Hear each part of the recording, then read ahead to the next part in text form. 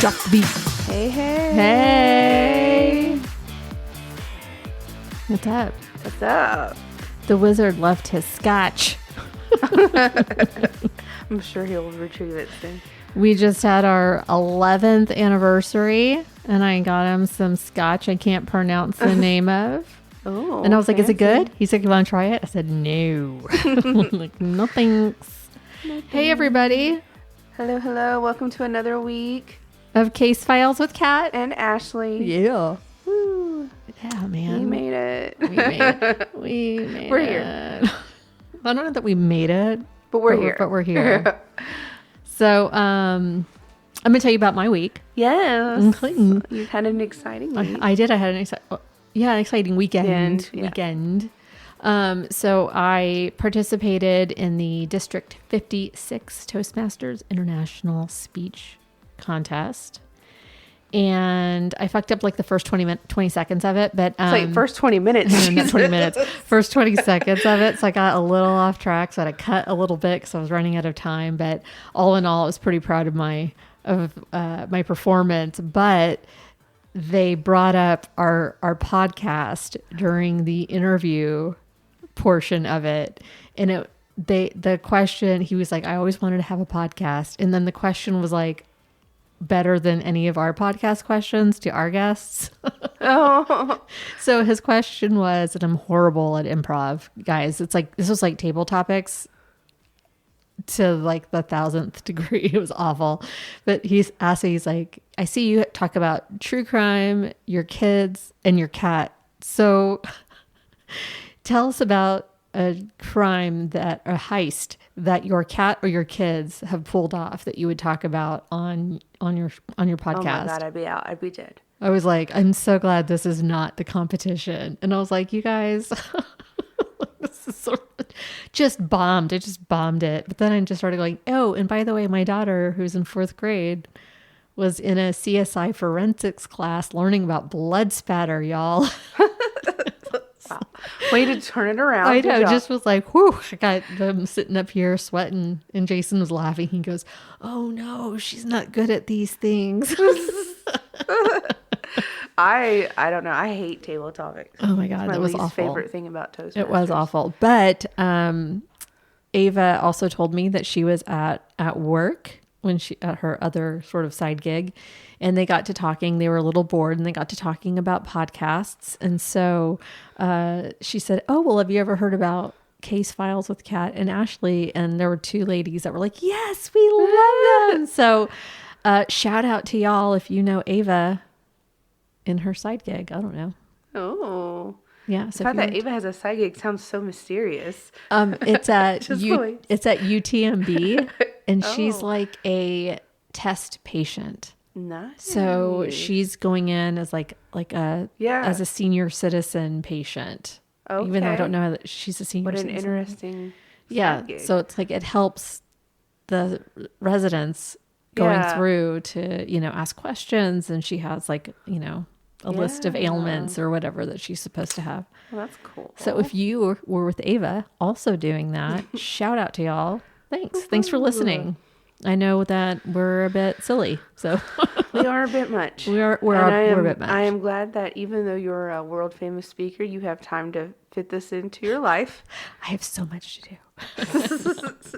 I'm so famous, y'all. You are famous. No. Second place. I got second place. Second place. I didn't even say that. I got second place. Yes. Which is good. Out of 194 clubs, it goes down to 7 divisions. And so I was a Division P winner.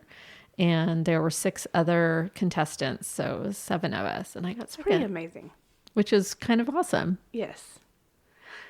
Congratulations. I was like, shit, that's better than I did last time. One better. So next year, I'm destined for first. Yes. Yes. How was your week? That was it? That was it. That was the end. Oh, okay. I wasn't sure if there was something else. No. No. I don't have anything exciting happening in my life. I have to be up at 6 o'clock in the morning for a 7:30 meeting. So that's where I am in my life. Other people are like 6:30. That's not that bad. We get up that early all the time, but not me. I don't have children, so yeah. I don't. Yeah. But yeah, I don't even remember what I did. I play a lot of video games, so I mostly just chill at home on the weekends and play video games. Nice. And work and forget about life. So that's really what I do on my weekends: video games and work.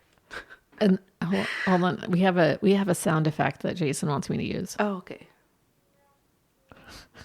Okay, well, I'm not sure that talking about my life is the appropriate time to use it, but okay. It's like being in Toastmasters all over again, but all right. All right. That's funny. I thought it was George Takei in there. Sorry. So he just changed that. It used to be, oh my. Okay. Tell us what you got.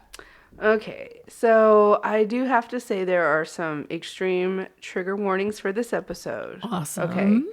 And there's talk about sexual assault. There is lots of gruesome descriptions of deaths. There are just know that if you might be triggered by any of these things, rape, young adults, gruesome descriptions of death, things like that, I suggest you probably skip this episode. I won't be offended. But I wanted to talk about this particular person because I hadn't really heard of him before. And I thought it was, kind of interesting that I hadn't heard of him before. Not that he is a serial killer. And that he was actually, one of the murders he was convicted for, actually later after he'd been convicted, was actually found out to be someone else. So even though that murder helped get him convicted. Oh, interesting. It was actually later attributed to someone else. So anyways, it was it's a lot. And so I wanted to talk about the case. So Which is interesting. So trigger warning. But I think we should just have trigger warnings in front of Well, but some of them are not as bad. We're going to talk about some fucked up shit. Like disappearance cases, cult cases, they're not that bad. But this is a serial killer. Yeah.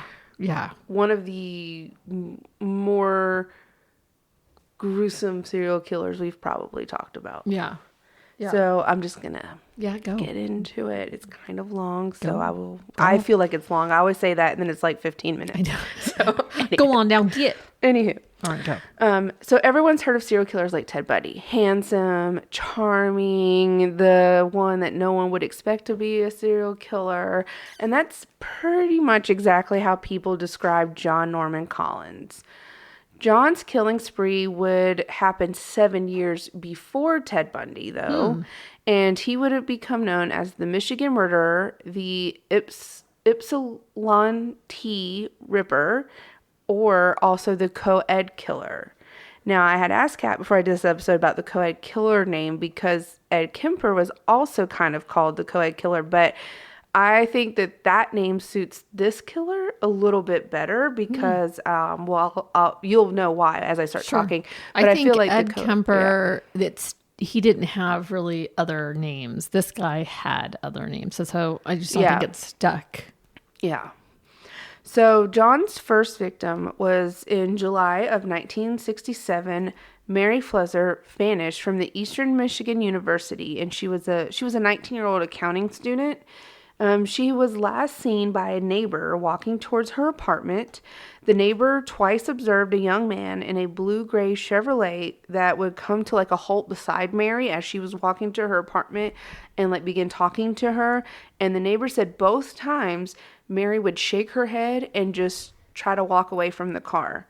So that was the last time the neighbor saw her. The neighbor did not see her get in the car, but she did make a note because it was weird that they had circled around twice and tried to talk to her. That was the last time anyone saw Mary.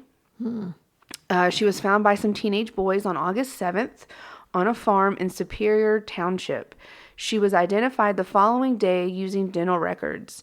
The corpse was badly decomposed. However, pathologists who examined the body was able to determine she had been stabbed approximately 30 times in the chest and abdomen with a knife or other sharp object. And how long had been? I'm sorry. She disappeared in July of 1967. They didn't say the exact date. It Okay. was like So the sometime beginning. It in was the July. beginning of July. It was the Okay. beginning of July, and she was found August 7th. I want to say it was That's like, like a I want to month. say it was like Okay. July 1st. So about a month in that heat. Ugh. Yeah, I want to say it was definitely the beginning of July because the next murder happened a year to the date, which was July 1st. So, anyways, she was found on August 7th. So, in addition to the stab wounds, her feet had been severed just above the ankle. The thumb and sections of the fingers on one of her hands had been they were missing, and one of her forearms had been severed from her body. None of these missing body parts have ever been found. Oh.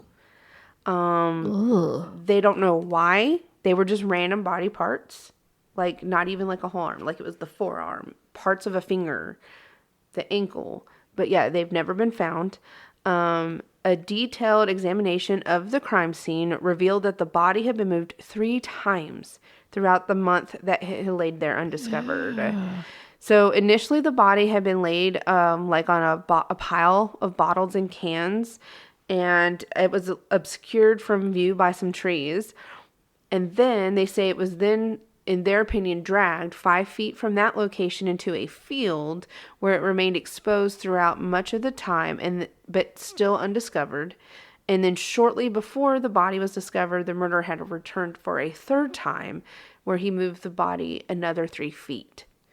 They did not really understand why he was moving the body around unless he was just fucking with them. Like, was he trying to have it found? He does fuck with them later on. And a big reason of him getting caught was not really because of great police work. It was because of his own incompetence. So it was almost like he was messing with the police. But yeah, the body was moved 3 separate times, and each time got further and further into view where it would be found.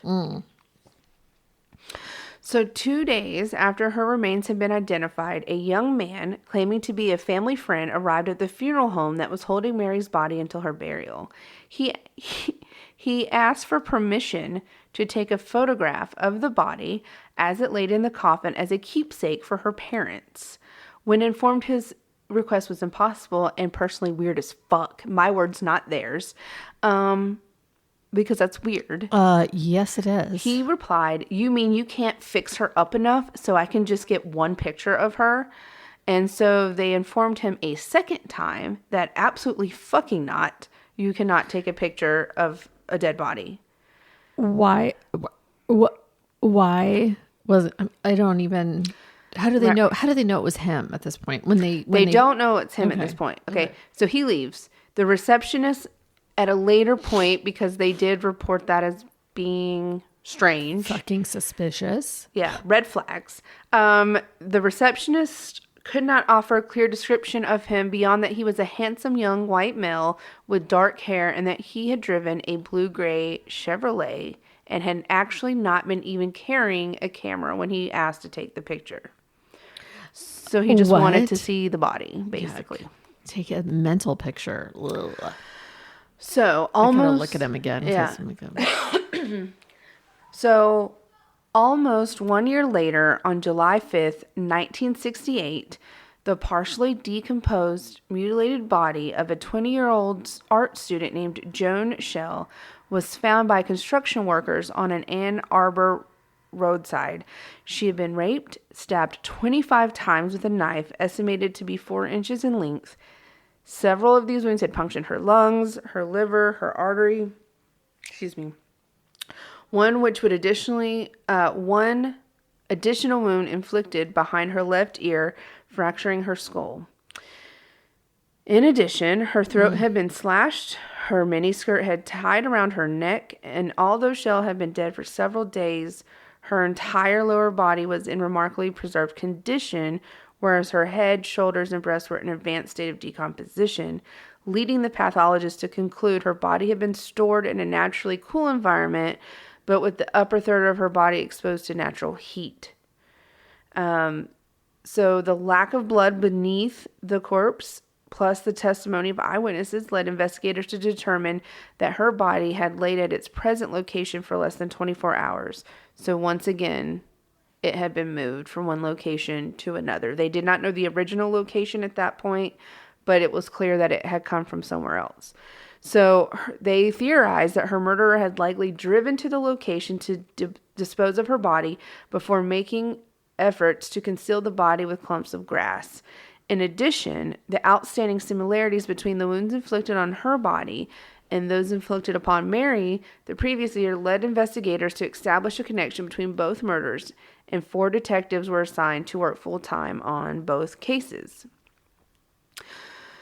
So Joan she came from Plymouth and had recently moved into a house in Ypsilanti, and she was last seen by her roommate, Susan.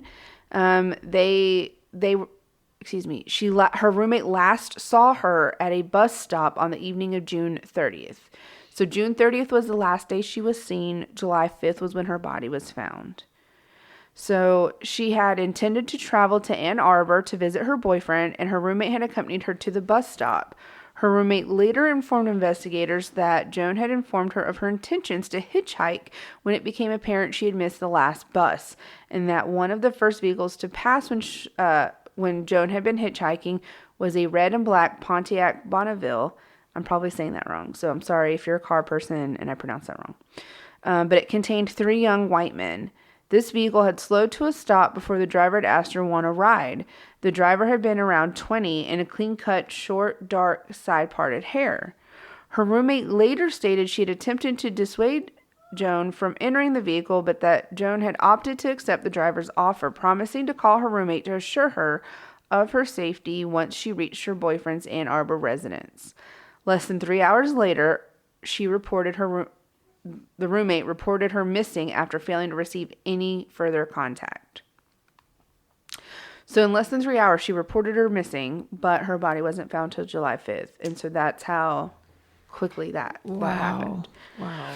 The boyfriend never saw her. And they did prove the boyfriend never saw her. And there were 2 other guys in the car? In that particular car, yes. So despite tracing and eliminating more than 150 registered owners of red and black vehicles in the state of Michigan and establishing the alibis of numerous individuals who physically featured bores a likeness to the drawing of the driver that the police had obtained from the roommate, all investigative lines of questioning into the murder of Joan failed to bear anything. There was no leads, there were no suspects, no motive. No, they have no idea what happened. So on August 18th, investigators announced that all significant leads had been exhausted and that the number of officers assigned to investigate had actually been reduced. Nonetheless, the inquiry into both murders remained active, and a reward totaling $7,800 for information leading to the conviction of the perpetrator of both murders remained. So there was this reward, which back then $7,800. I mean, it's still a lot, but back then it was crazy money. And the roommate, she had tried to stop her. She felt guilty, but that was it. They interviewed everybody they could, and none of the people that had this vehicle, the roommate didn't recognize any of them, like any of the people that they brought in for questioning. So that it just went cold. They have no idea what happened between the time she got in the car. Yeah. And, anyways. So 2 months after Joan's murder, police produced 2 further eyewitnesses who stated they had observed Joan walking with a young man along Emmett Street on the evening she disappeared. So although neither eyewitness was certain, both believed the student to be John Norman Collins. So this is the second time. Wow. A student at Eastern Michigan University majoring in elementary education. Guys, he was getting a degree to be an elementary school teacher. To be an elementary school teacher. And he lived directly across the street from Joan's apartment, and whose physical features bore a strong likeness to the composite drawing police had generated of the driver. Questioned by the police, Collins flatly denied even knowing Joan and insisted he had spent the weekend of June 29th through the 30th with his mother at her house in Detroit and had not returned until the morning of July 1st. Collins was a personable youth, very well liked. So the police just took his alibi at face value and did no further questioning. None.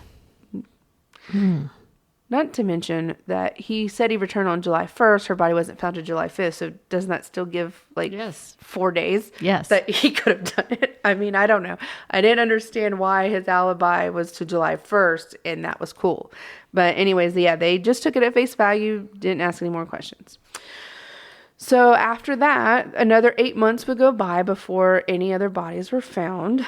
A third co-ed named Jane Mixer was discovered in a cemetery south of the town Ypsilanti. I keep saying it wrong. Ypsilanti is how you say it. Ypsilanti. Okay. I said it wrong earlier. But Jane was a law student, and she also was at the University of Michigan, and she had recently posted a note on a college bulletin board seeking a lift across the state to her hometown, where she had intended to inform her family of her engagement and her decision to move to New York City. Her fully clothed body, covered with her own raincoat and a copy of the novel Catch-22, was placed by her side. They were found the following morning on a grave in Denton Cemetery. She had been shot twice in the head with a .22 caliber pistol and then strangled with a nylon stocking, which the pathologist noted had not belonged to her. The pathologist also stated that Mixer had not been sexually assaulted, that the death had occurred at approximately 3 a.m. on March 21st, and that she had also not been killed at that location where her body was found. So despite the fact that Mixer had not been subjected to sexual assault, the fact that her tights had been lowered to expose her thighs and sanitary napkins suggested a sexual motive behind the murder. And although the victim had not been beaten, stabbed, or mutilated, her student status and the type of garment around her neck and the proximity, yes, Jesus Christ, proximity of her abduction and murder led investigators to link her to the other two victims. So up until this point, all three victims, and I'll just go ahead and tell you, Jane is the one that later turned out to be a different killer. Okay. But it's weird that the killings were so close together and so similar. Jane's the third one now. Jane is the third one. Okay, yeah, it didn't sound like the same. But up until this point, this town had been a very quiet town. Mm-hmm. Okay. But John Collins was now stepping up his game. Ooh. And his attacks would become more frequent and more disturbing at a very, very alarming rate. 4 days later. Wow. On March 25th, construction. That's soon. Okay. Yeah. Okay. Well, mind you, technically he didn't kill Jane.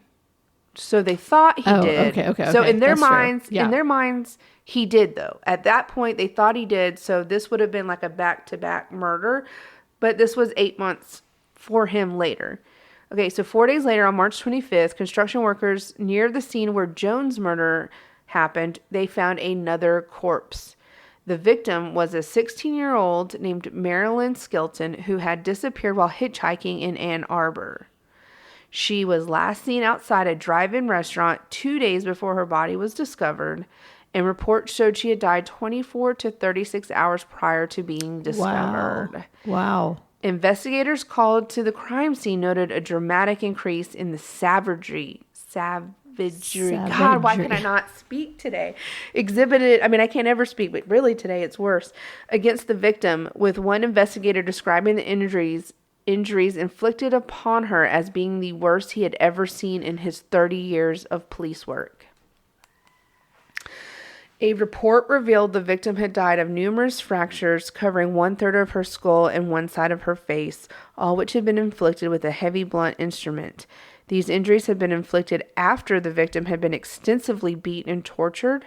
Her killer had placed a section of her own shirt into her trachea to muffle her screams. As she received extensive blunt force trauma to the face, head, and body, including several deep lacerations believed to have been inflicted with a leather strap. She had welt marks on her chest and shoulders that indicated the killer had also used restraints to hold her as he whipped her. They say he whipped her torso and upper legs with a leather belt before tearing a branch from a nearby tree, and I won't even go into where he put it, but blood spatterings and churned soil close to the crime scene indicated that she had been beaten pretty close to her body. So this happened pretty much where he started. They felt like she tried to escape. Mm-hmm. And so they feel like the murder started where the bloodstains were. She tried to get away. He caught her and killed her and just left her there. She was the only one found with things inserted into her body. It was after this discovery that law enforcement agencies really said, okay, we have a problem. Like, this is escalating. This is getting extremely disturbing. What can we do? And so there was 5 jurisdictions where the victims had been found at this point. And they had been working together, but not really working together. And so they determined to collectively assign 20 of their investigators to work exclusively on these cases together as one unit. And so this unit formed, and they started going through all the reports. There was very little physical evidence beyond witness descriptions of like what they would see prior to the person disappearing.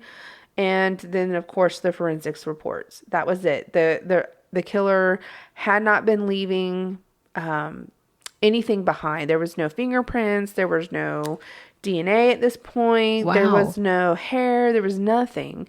And, you know, he did move the body. So in most of these cases, except for the last one, they didn't even know where the original crime scene was. But his hair, I mean, like that, there is some physical force that he is using. You got to think sweat, hair must have fallen out. If somebody fought, you got to think about at that time the forensics was so poor, and it was not as great as it is now, right? Like they didn't have the technology that we have now. Did he really not leave a single fingerprint? They said no fingerprints, no DNA.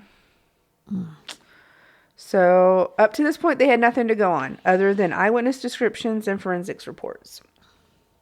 Police had noted and would continue to note common denominators in the physical characteristics of the victims and the manner in which they all died. All the victims were brunette. They were all white, except for Mixer. She was not. They didn't say what race she was, but she wasn't white.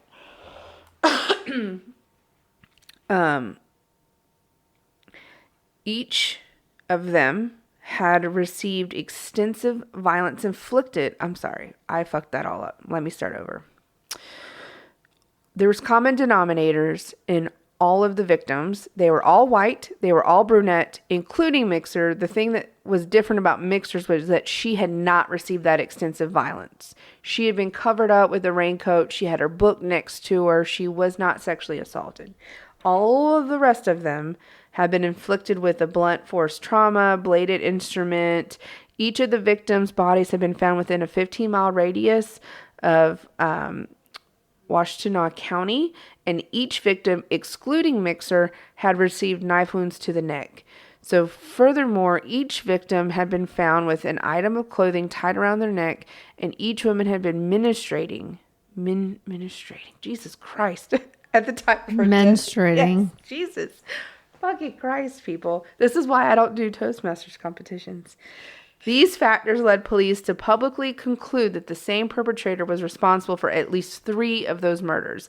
They were on the fence about Mixer because she did not, even though she was a brunette and even though she was white, she did not meet the other, things that were happening. Like she wasn't beat. She wasn't sexually assaulted. So anyways, at 6:30 a.m. on April 16th, the body of a 13-year-old schoolgirl named Dawn Bossum was found beside a desolate road. She clothed only in a white blouse and a bra, which had been pushed around her neck. She'd been repeatedly stabbed in the chest and genitals, had received multiple slash wounds across the breast, butt, and stomach, then strangled to death with a 2-foot-length electrical flex still knotted around her neck. A handkerchief found stuffed in her mouth had likely been placed there to muffle her cries throughout the torture, and her murderer had placed her body in a location where rapid discovery was assured.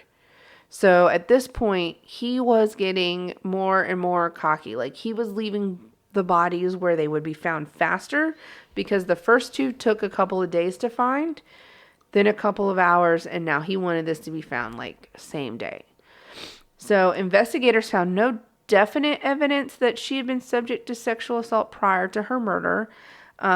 She had been last seen alive at 7:30 p.m. the previous evening, walking home from a friend's house located barely a mile from her own home. She had been accompanied part of the way by a friend named Earl Kidd, who informed police he and Dawn had parted company at a desolate road just 5 blocks from her home, where she had begun walking alone alongside railroad tracks toward her home. One eyewitness reported seeing the girls a minute thereafter at approximately 7:35, although her movements thereafter were never verified. Y'all, she was less than 5 blocks away from her house. I cannot imagine the guilt of her friend that walked all that way with her and then parted ways. So many of these stories where I'm just like, how does that person feel? And it's like, this was way back when we didn't know as much as we know now. And now, I mean, now I'd be like, please walk with me the whole way. I know. But like in a matter of minutes between the last eyewitness she was taken, I don't know. It just blows my mind. The sweater that belonged to Dawn was found in a deserted farmhouse just 100 yards from the desolate road, which her body had been placed after her murder. Glass particles were found within the basement, and they were of a similar consistency to those found upon the soles of her shoes. So upon conducting a search of the basement of the farmhouse, investigators discovered further garments of her clothing, a length of electrical flex wire of the same type that had been used to strangle the victim, and fresh human blood stains, indicating that this location was the site of Dawn's murder. Oh, that poor baby. 1 week after the murder of Dawn, a detective conducting a routine exam of this farmhouse basement discovered a scrap of cloth from her blouse plus an earring later determined to belong to Marilyn, an earlier victim. Each item had been deliberately placed in this location, indicating that the murderer had returned to the scene of the crime and that the two murders were definitely linked.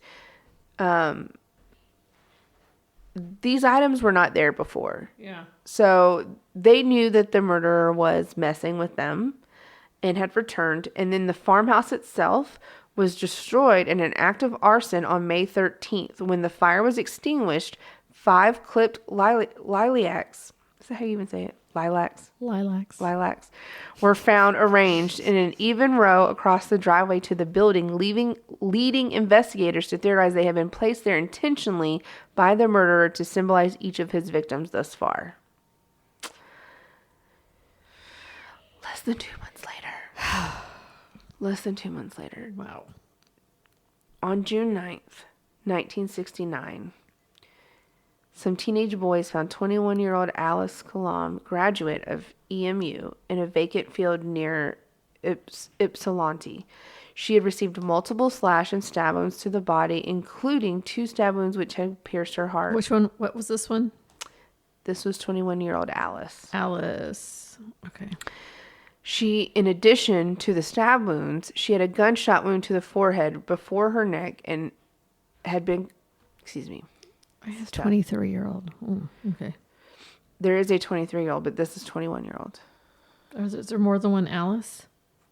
There's like a lot of victims. Oh, are there? Okay. I mean, I haven't finished. Okay. I don't know. Everything I said shows she was 21. She could have been 23. Okay. Less than 2 months later, on June 9th, 1969, some teenage boys found 21-year-old Alice, graduate of EMU, in a vacant field. She had received multiple slash and stab wounds to the body, including 2 stab wounds which had pierced her heart, and a gunshot wound to the forehead before her neck had been cut through the spine. The victim's right thumb had also received a gunshot wound, suggesting the woman had instinctively raised her hand to protect herself before her killer had fired the gun at point blank range. Oh my God. Alice had also been raped, and although the pathologist was unable to determine whether this act had occurred before or after her death, it was determined she was sexually assaulted. Sections of her clothing were scattered around her body, and although one and one of her shoes was missing.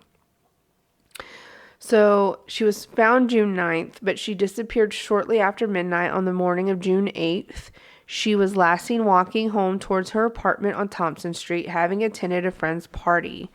The discovery of several dried bloodstains and 2 buttons missing from the victim's raincoat at a Northfield Township commercial gravel pit on June 10th indicated that the victim had been murdered at this location. So again, she was murdered somewhere and moved to a different location.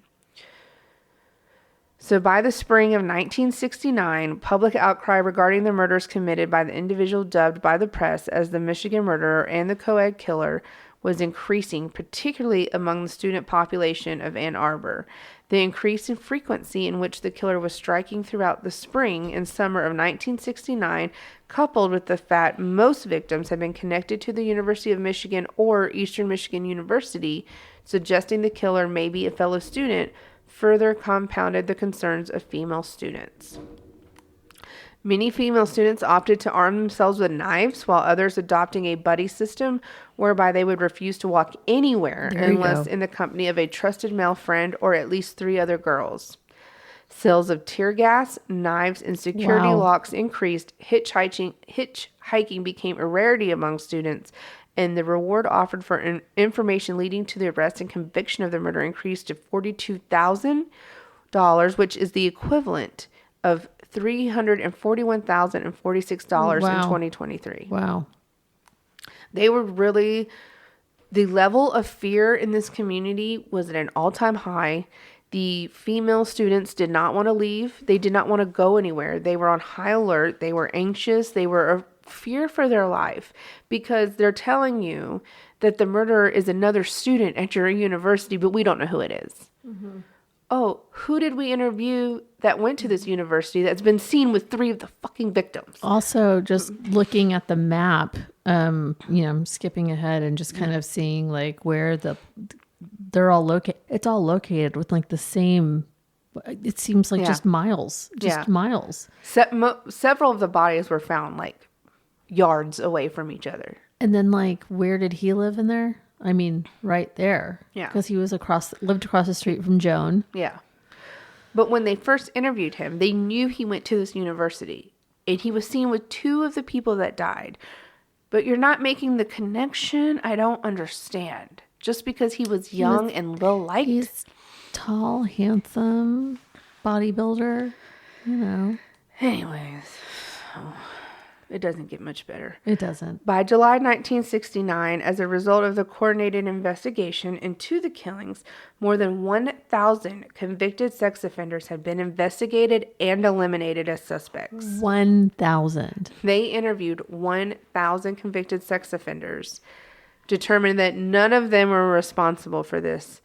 Over 800 tips from informants had been actively investigated, and several thousand individuals routinely interviewed. But not John Collins. Dicks. The county sheriff, Douglas Harvey, conceded at a press conference that the same month that the investigators had little physical evidence to act upon and that the perpetrator had yet to commit a serious error. He was adamant about the fact that the murder was still at large due to pure luck and not to the lack of police effort. Sounds like the Mexico City police. Oh, I don't know what's going on. Yeah, we have no serial idea. killer. This guy is just like with every murder victim, but like, fuck, he could possibly. What an unlucky fellow. At the request, fellow. I don't know. At the request. Oh, Jesus. Okay, this is a serious matter. At the request of Ann Arbor Citizens Community, a Dutch psychic named Peter Hurkos traveled on July 21st. And I want to say, I believe that this is the same psychic that was in my other story about the serial killer in South Carolina. He was a Dutch psychic as well. And I want to say it was him. Because, I mean, how many Dutch psychics are there? I should have gone back and looked, but I didn't think about it until I was just reading this. But this Dutch psychic... Peter what? Hurkos. Hurkos. He traveled on July 21st to this area to generate a psychic profile of the murderer. He accurately predicted that the murderer was a strongly built white male under 25 years of age who had been born outside of the United States and who rode a motorcycle. Having led investigators to the precise location where each of the victims' bodies had been discovered, even though that detail had not been released to the press. He also revealed details of the murders to the investigators which had also not been released to the press. Although this information proved to be of little help throughout the actual manhunt, he did also predict that the individual would shortly strike one final time. So Peter knew these things that had not been released to the public, knew details about the murderer, but in the end it didn't really help them. However, as his prediction said, there was one final victim who was 18-year-old Karen Beinman. She went missing from her dorm at EMU on July 23rd. Her body was discovered 3 days later in a wooded area, strangled, beaten, her breast and stomach scaled with some kind of like liquid, like acid. Her panties had been wadded up and stuffed inside of her. Detectives found the garments to be thick with short, clipped hairs from some other person. So she had like hair that had been cut, shoved inside of her. And they don't know why. So that is both disgusting and bizarre. terrifying. And it's so many things. It's like, he really thought of that. And none of the other victims were missing hair. So this was like unknown hair. They don't know who it came from at the time. They don't know why. Are they sure? Yeah. I'll talk about where it came from. They figured out where it came from later. Oh God, was it like his pubes? No. Okay. It wasn't his hair. I'm not trying to make how a dumb joke. would that be though, right? Like you cut your own pube hair and they didn't have that kind of technology then. Yeah, but it wasn't his own hair. But it was just as dumb as leaving his own pube hair. I will tell you that. Okay. When you find out how he's related, it's cat hair, dog after hair. you find out who he's related to, you're like, oh my fucking God. To me, right? So anyways, Karen was last seen on July 23rd, 1969. She was reported missing by her roommate, Sherry Green. She had failed to return to her dorm after curfew, and that was unlike her. This happened all in a month. Mm-hmm. So upon questioning both of her roommates, police were informed that she had last been seen shortly in the afternoon on her way to a downtown wig shop. 3 days after her disappearance, her nude body was discovered face down in a wooded area. A medical examiner revealed that she had been, extensively beaten. Lacerations inflicted. They were so severe, sections of her skin had been removed, exposing the tissue. She had received extensive skull and brain injuries, which had been inflicted with a blunt instrument. Oh my gosh, this is really different from the others. Had been forced to ingest a caustic substance like acid. Oh my God. Her neck, shoulders, nipples, breasts had been burned with the same substance. And as had been the case with previous victims, her killer had placed a section of cloth in her throat to muffle her screams. The forensics examination of her body, because it was not bad enough, revealed she had been raped prior to her murder and that she had torn panties had been forcefully placed inside of her. These panties revealed the presence of human semen, the one and only time there was human semen, and 509 human hair clippings measuring less than 3/8 of an inch upon the material. These hair clippings were predominantly blonde and as such did not belong to any of the victims whose own hair had been dark brown. So that's 509 of these hair clippings. They counted. 509. Oh my God. So mindful of the fact that the killer had evidently returned to the sites of his previous murders to move the bodies, possibly in some kind of sexual ritual, police theorized he may also attempt to return to this crime scene. So although earlier attempts to enforce news blackouts as to the discovery of the other two victims had proven unsuccessful. On this occasion, the police successfully ordered a news blackout relating to the discovery of this latest victim. So her body was replaced with that of a tailored mannequin, and the gully surrounding the mannequin monitored by undercover officers 24/7. So, oh, that's smart. Yeah. So at approximately, I'm gonna be honest, when I started reading, I was like, please tell me they did not leave her fucking body there to do this. But they left a mannequin. Yeah. That's not dumb. I mean, that's not dumb, right? Not dumb. But I was really afraid that that's where this story was going. But he might have been watching, so okay. At approximately 12:15 a.m. the following morning, in the midst of a heavy humid storm, one officer observed a young man running from the wooded area. The heavy rain and insect irritation had prevented the officer from observing the young man actually approaching the wooded area. Although the officer attempted to radio this sighting to his colleagues, the rain had rendered his radio inoperable. No. So upon retracing her movements on the day of her disappearance, police questioned the owner of the wig shop, the one that she had immediately, visited prior to her disappearance. And Diana, who was the owner, recalled that she had visited her shop to purchase a $20 headpiece in the early afternoon of July 23rd. She had also recalled having observed a young man with short, side-parted dark hair, wearing a horizontal striped sweater, waiting on a blue motorcycle outside the shop as she made her purchase.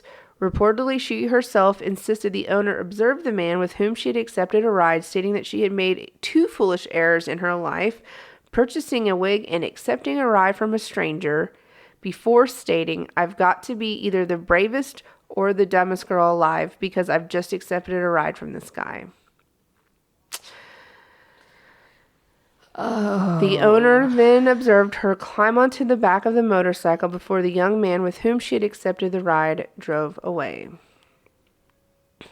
Although the owner would initially and incorrectly describe the motorcycle as being possibly a Honda 350 model, when police questioned Carol, a clerk in the store adjacent to the wig shop, Carol said she was able to state the model of the motorcycle was actually a Triumph.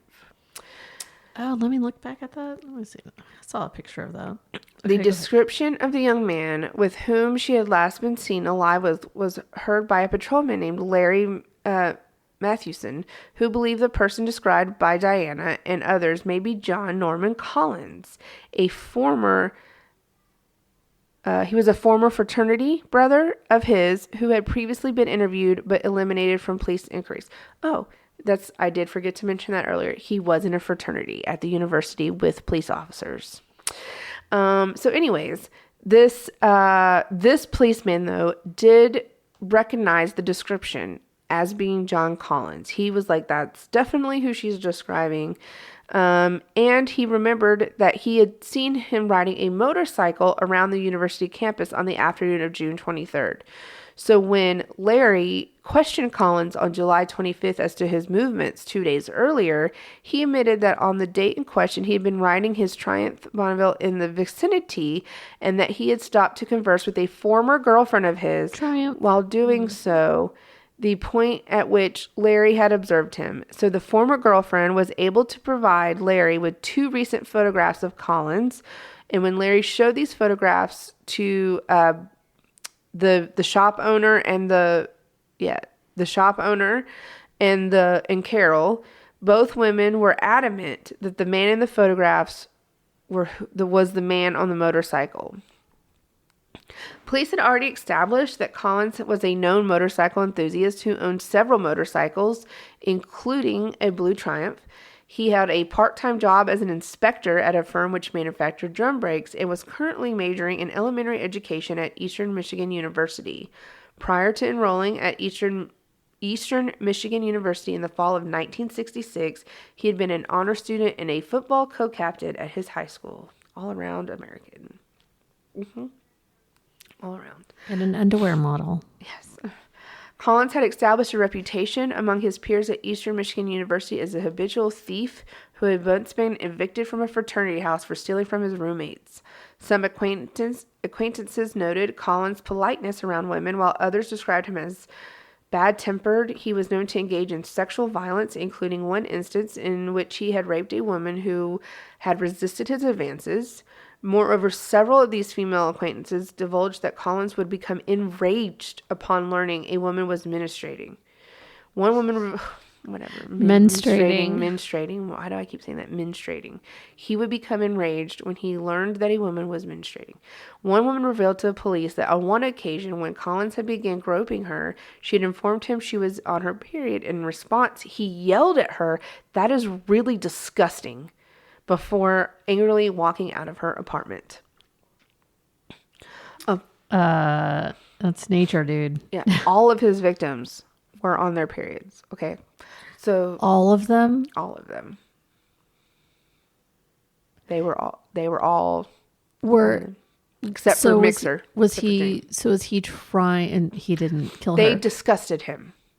He was disgusted by women on their periods. But why did he pick them up? How did he know that, though? Would he have taken them to where they wanted to go if they weren't? Sense. His spidey sense. Yeah, I don't know. Okay. Maybe he just flat out asked them. Who knows? Or maybe he tried to do something with them. And if they were, I don't know. But all of them, it was stated that all of them were on their periods.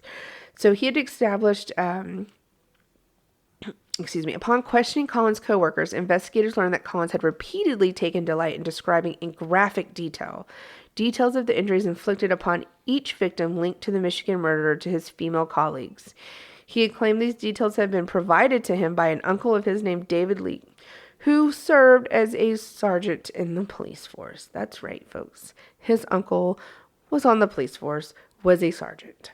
So you're not going to interview my nephew, right? The injuries described by Collins were consistent with those inflicted upon the victims, which had not been disclosed to the media, and David would later inform the investigators that he had not disclosed any of this information to his nephew. Investigators also learned that Collins had either been acquainted with most of the victims, had currently or previously lived close to the place of residence of the victims, or had likely established possible prior contact to the murders. In the case of victims Mary and Joan, investigators were able to establish he had been a neighbor of both women, and that at the time of Mary's disappearance, Collins had actually worked in the office at the Eastern Michigan University, located directly opposite the hallway from the office where Mary had herself worked. Through interviewing a recent girlfriend of Collins, investigators learned that she had lived in an apartment complex directly across the street from the home of 13-year-old Dawn, and that throughout their courtship, Collins had been a regular visitor to her apartment. As such, he may have become acquainted with Dawn throughout the entire time he frequented his girlfriend. Following her identification of a photograph of Collins, police further questioned the perpetrator of the owner of the wig shop, asking her to identify the man she had seen in a police lineup. In the lineup, she positively identified the man that she had seen with Karen as John Norman Collins. In total, 7 witnesses would be found who later testified to having seen Collins in the area between the university campus and the wig shop between 11 a.m. and 1 p.m. on July 23rd, including 3 young women who stated Collins had attempted to get them on his motorcycle. Wow. On Sunday, July 27th, police arrived at the apartment on Emmett Street where Collins shared with his roommate Arnold Davis. Although Collins empathetically protested his innocence and insisted the eyewitness's identification of him had been an error, he refused to return to the police station to take a polygraph test. The following evening, Davis observed Collins emerging from his bedroom carrying a box potentially covered by a blanket, partially covered by a blanket. As Davis opened the door for his roommate to leave the apartment, he observed that the contents of this box included a woman's purple shoe, rolled up jean-like material, and a burlap purse. Later that evening, Collins informed Davis he had simply decided to get rid of the box and its contents. Red flag. I don't understand these people. Collins, your roommate just was accused of murder. The police were just here accusing him of murder. You see him immediately carrying out a box of women's items, and you're just like, oh, that's cool. Seems legit. So, as stated, Collins' uncle was the state police sergeant, David Leake, and he had actually been on vacation with his family at the time of Karen's disappearance, and only returned home on July 29th, 3 days after the discovery of her body. Throughout their vacation, Collins had been temporarily residing at the family home, having been granted sole access to the house in order that he could feed their German Shepherd. Upon their return from their vacation, David's wife, Sandra, had noted numerous paint marks covering the floor of the family basement, and that several items, including a bottle of ammonia, a box of laundry detergent, and a canister of black spray paint, were missing from the house. So the same day, David was advised by investigators that Collins was a suspect, and that the level of circumstantial evidence unfolding against him was great. David acknowledged that the evidence thus far gathered against his nephew was compelling, although in the first interview, he did not advise officers of the items missing from his household or the paint marks him and his wife had found upon the floor. However, he should be fired. The following morning, David scraped away some of the black paint, which had been sprayed in the basement, to reveal a stain which looked very similar to human blood, and immediately reported, I will give him credit, he immediately reported to the police station to report his findings. So he didn't try to cover it up. He went directly to them. So the basement... That time.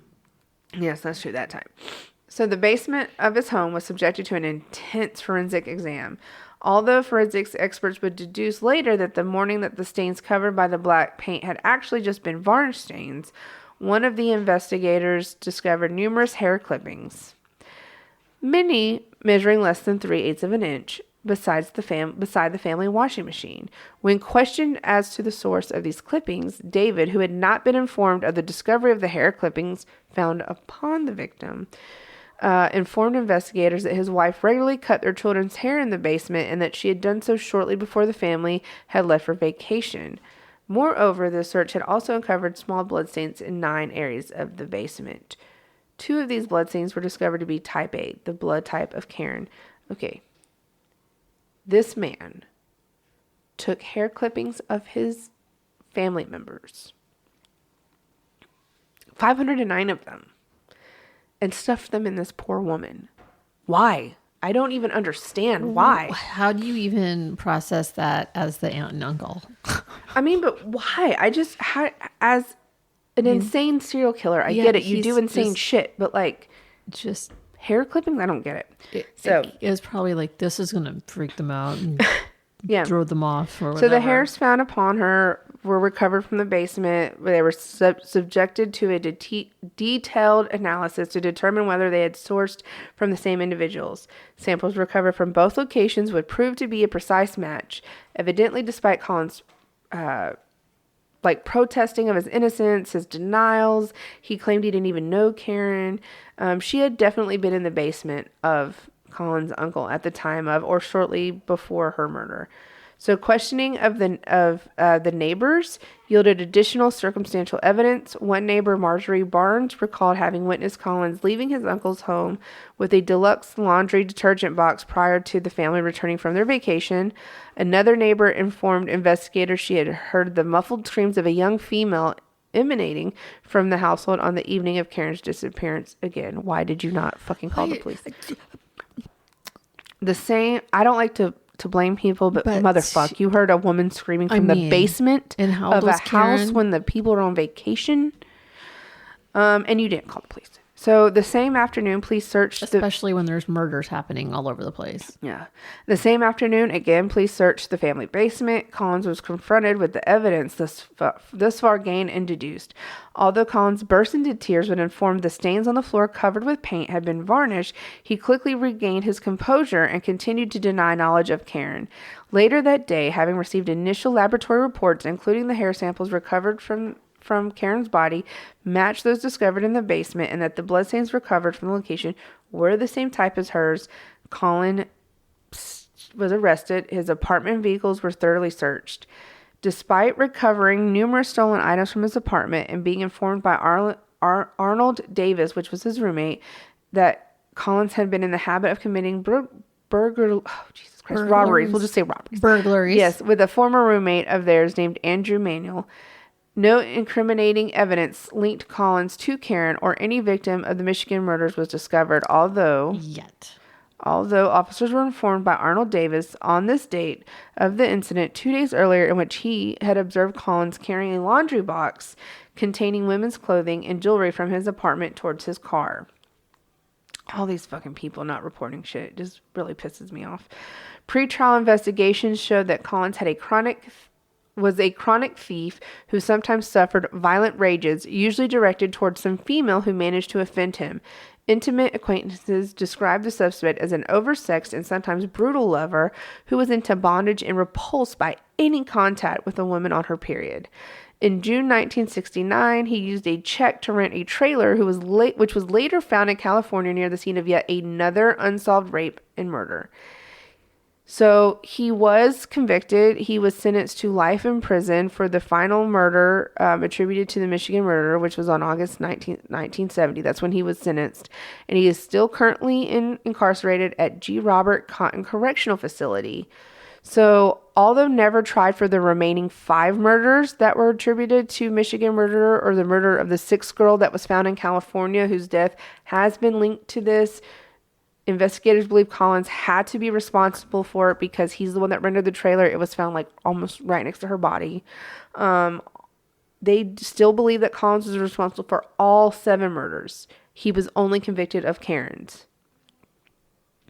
Between 1972 and 1976, Collins appealed his murder conviction on 4 further occasions, citing contentions that the Michigan murderers had received extensive media publicity and that 5 separate motions for change of venue had been submitted by the defense counsel, 2 of which had been filed throughout the actual jury selection process upon the grounds of pretrial publicity minimizing any chance of obtaining an unbiased jury.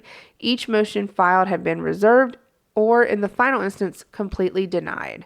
So all of his appeals have been denied. Wow. He is still incarcerated. And then on July 11th, 2005, a 62-year-old former nurse named Gary Lederman was charged with the murder of Jane Mixer, who was once considered a possible 3rd victim of the Michigan murder, although the MO of her murder was significantly different. Mm-hmm. He was convicted on July 22nd and sentenced to life imprisonment without parole. He lived 20 miles from the University of Michigan at the time of her murder and had never been considered a suspect in any of the murders. He was convicted based on advancements in the DNA analysis after the case was reopened in 2001. So his DNA was found on the victim's stockings, and his conviction was upheld by the Michigan Court of Appeals in 2007. So both of them are in prison. And that's my story. So they, have they gone back and tried to look at DNA evidence they might have collected in all the other cases? Have they just closed them? Was there just not enough collected? There was just not, and because the other bodies, only one body had DNA, and that was Karen. She had the DNA, she had the hair clippings, all of that. So that's the only one that they could convict him of, because her blood was also in the basement. The hair clippings were of his family members. There was all of these things. They never found that box of stuff. They never found the box. They are pretty positive. I mean, based on eyewitness accounts, I mean, he was literally seen with all of them the day they disappeared. He had a motorcycle. He went to the college. He was neighbors with 2 of them. Mm-hmm. He dated someone across the street from one of them. Is he serving life? He is serving life. And every time he appeals, they deny it. And I think he's out of appeals. He cannot appeal anymore. Wow. Yeah, I was looking at those pictures, and yeah, I can see why, like, if there's a Ted Bundy reference or whatever, but he's like one of the original incels, except he was actually getting laid. But he just, is there anything about his upbringing that came up? They didn't really talk a lot about his upbringing. I did try to find it, but it really didn't speak a lot about him. I don't know what his deal was with women on their periods, but like in everything I read, in all of the articles, there's some shows about him, or like documentaries and stuff, like crime episodes. That was one of the things that they said was just, this is bizarre. So bizarre. But like, I'd love to know, like, were his parents still married? was his dad just as crazy weird about women and their periods? And did he have some kind of, I mean, it sounds like this man did not get really great sex ed. So John was born he was born in 1947. He was born in Michigan. His father had deserted him and his mother when he was like shortly after birth. She remarried, but that marriage lasted a year. Both husbands were abusive to her and to the children and were alcoholics. His stepfather once threw him across the car at his mother. On another occasion, his stepfather used him as a shield when he was confronted by another man with a gun. They moved from Canada to Detroit with his mom. She then married William Collins, which is where he got his last name, who adopted all three of the children. He was a violent alcoholic. By the age of 9, John had 3 different father figures and seen a great deal of domestic violence. At 18, he graduated high school. He was an honor student, tri-captain of the football team, president of the C Club, star pitcher of the baseball team.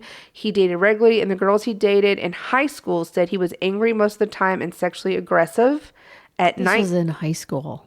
Yeah, Wow. in 1965, at 19 years old is when he enrolled in the Eastern Michigan University, which is where most of the women had come from, most of the victims.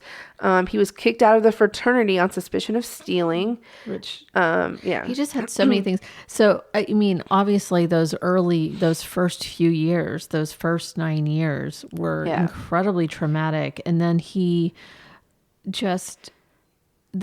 his brain didn't develop right. So one thing I will say is when he was 19, so in 1966, in his sophomore year, his grades started to slip. That's when he was accused of cheating on exams and shit.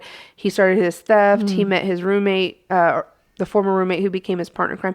But he discovered his pregnant sister with another man, beat the man unconscious, and then hit his sister until she bled, calling her a tramp as he did so. So there were lots of red flags.